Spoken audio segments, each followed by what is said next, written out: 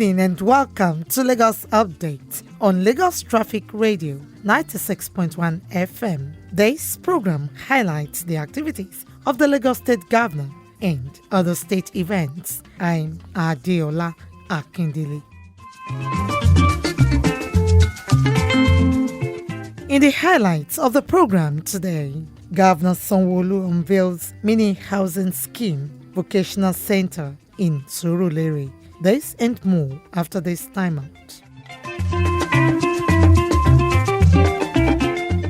We'll begin today with this story. Lagos State Governor Babajide Sanwo-Olu has launched a 20-unit, 2-bedroom blocks of flats, Love Garden Apartments and Omolewa Vocational Center in Surulere local government area of the state.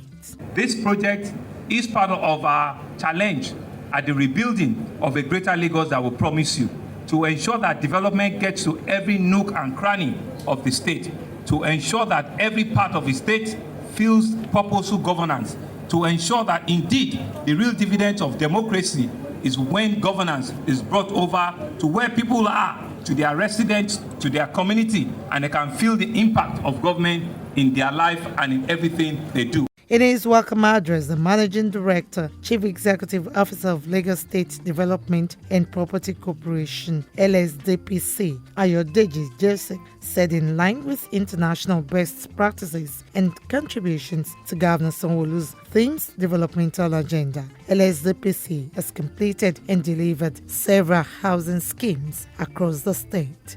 The LSDPC boss noted that Governor Sanwo-Olu is also expected to unveil Ilupeju Garden and first phase of iconic towers before the end of the year. Designed and built to reflect simplicity and elegance, the 20 units of 2-bedroom Love Apartment Garden is faithfully finished with contemporary infrastructure. This apartment will be supplied with 24 hours, 7 days uninterrupted power supply.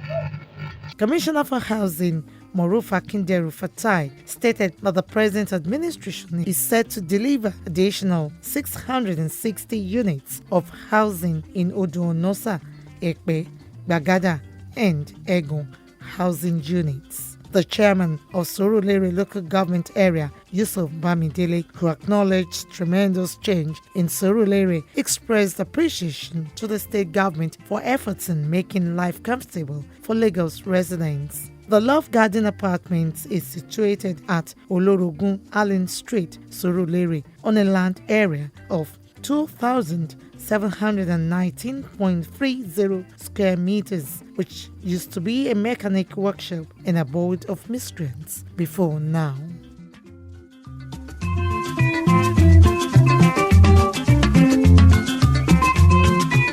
All is set for the inaugural session of Lateef Jakonde Leadership and Fellowship Academy to take off with the presentation of 36 finalists shortlisted for the program to Lagos State Governor Babajide Sanwo-Olu at the Lagos House, Ikeja, on Tuesday. The meeting with the governor formally ended the rigorous application process, which received over 3,000 applications across the country. The number of finalists will be reduced to pave the way for the first cohort of 30 trainees who will be admitted to start the fellowship next January. Governor Sanwo-Olu instituted the Leadership Academy to immortalize the first civilian Lagos State Governor, the late Alhaji Lateef Kayode Jakonde, who governed the state between 1979 and 1983. The academy was initiated with the objective to train and nurture young leaders with the right values and leadership skills to build institutions across sectors and make lasting impact on the society. The finalists consisted mainly of youths from diverse backgrounds and sectors. Governor Sanwo-Olu, who had personal interaction with all the shortlisted candidates, said the initiative focused on leveraging education and mentoring to raise a new set of leaders, but would sustain the values and legacy of the late Jakonde in public governance.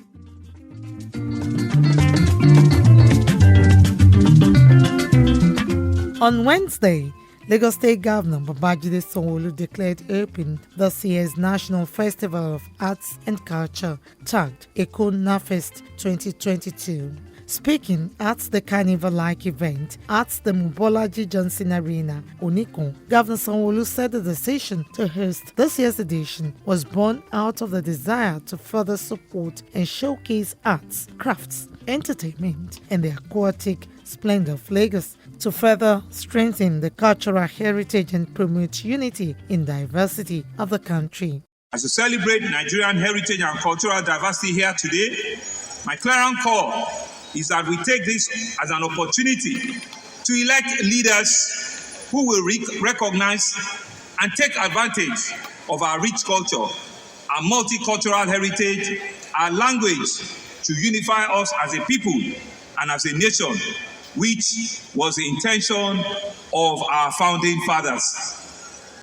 Earlier, the Director General of National Council for Arts and Culture, Segun Onusewe, said that this year's National Festival of Arts and Culture, NAFEST, was designed strategically as a lubricator of renewed synergy by the Council and Lagos State Government for the special purpose of reuniting Nigerians for greater tomorrow. In her welcome address, Commissioner for Tourism, Arts and Culture, Uzamat Akimbile Yusuf, who noted that the event had over the years to be a unifying platform for all tribes in the country, urged all participants not to forget the inherent message in the Festival of Culture and Arts. I want to implore everyone here present, especially our contingents from other states across the country, to use the opportunity of this festival to explore the abundant tourism potentials in different parts of Lagos State. Here in Lagos,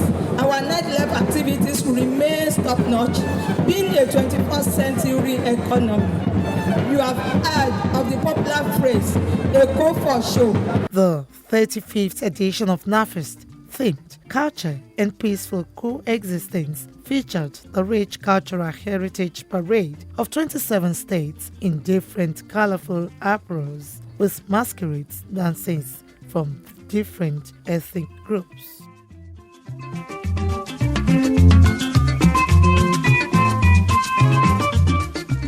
Also, during the week, the Lagos State Building Control Agency organized an in-house workshop for management and middle-level management technical officers with a theme, Repositioning LASPCA for Better Service Delivery. In his keynote address, Commissioner, Ministry of Physical Planning and Urban Development, Omotayo Bangbushi Martins, said the state government will collaborate with private sectors to make responsibilities easier in order to achieve prompt issuance of certificate, issuance of permit, prompt service delivery. Bangboche Martins tasked the staff of the agency on efficiency in their work and have ability to restore the public confidence in the building control agency.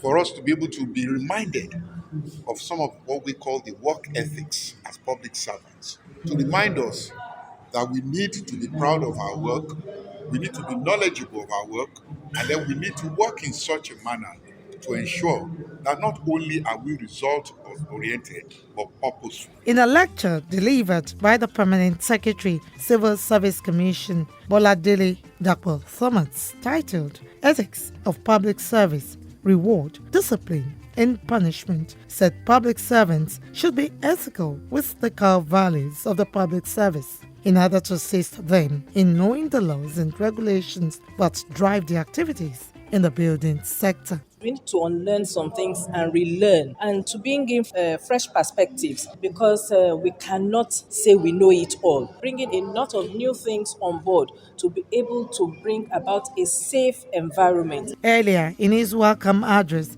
General Manager Laska Bolaun Oki said the agency is set up to ensure that basic minimum standards are maintained in building construction and renovation of existing and new buildings to be safe, healthy, accessible, and habitable for present and future generations. Oki said part of the agency's operations include post-construction audit, enforcement of building control regulations, public enlightenment and building control, inspectorate, and quality control, among others. We mean well to the members of the public, and also we are here to make sure that we have a sustainable environment, a well-built environment to make sure that the life of an average Nigerian and in general Lagos State is safe.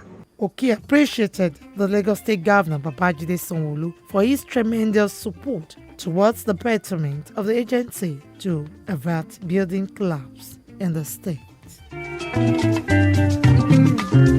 In the spirit of Lagos Ogun Joint Commission, Lagos State Government, through the Lagos Metropolitan Area Transport Authority Lamata, has commenced payment of compensation to over 180 landlords whose houses would be affected for the construction of Agbado train station and stabling yard for the Red Line rail system. The compensation exercise, jointly supervised by officials of the Lands Bureau and Survey Department of the Ogun State Government and Lamata, followed the revocation of the land by the Governor of Ogun State, Dapo Abiodun.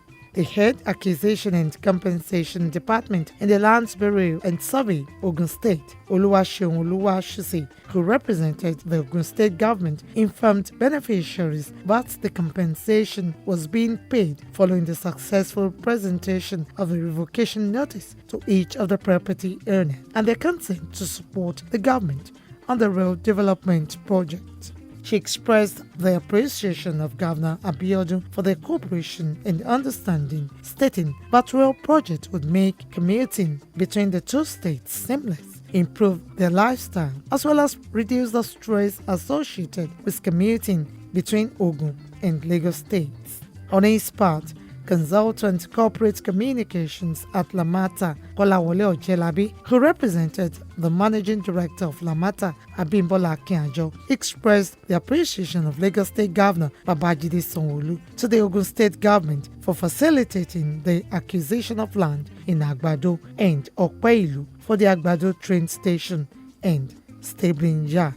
The rail line is expected to commence operation by the first quarter of 2023.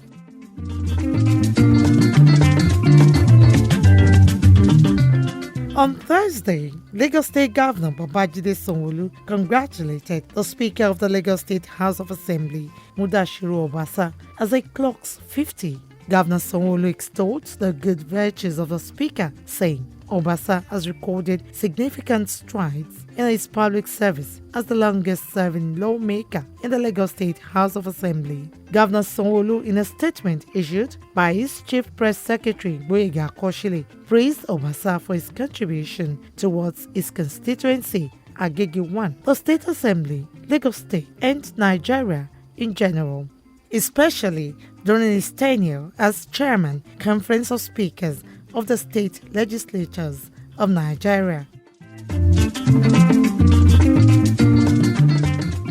Finally, on the program today, Lagos State Governor Babajide Sanwo-Olu on Thursday commended the outgoing Vice Chancellor of the University of Lagos, UNILAG, Professor Oluwatoyin Ogundipe, for his leadership, especially during the stormy period of the institution. He described Professor Ogundipe as an astute academician who puts the name of the University of Lagos on the map of institutions of repute in the world. The governor spoke at the launching of a book titled The Captain Steering a Ship Above the Murky Waters in honor of Professor Ogundipe, the 12th Vice Chancellor of the University of Lagos in Victoria Island, Lagos.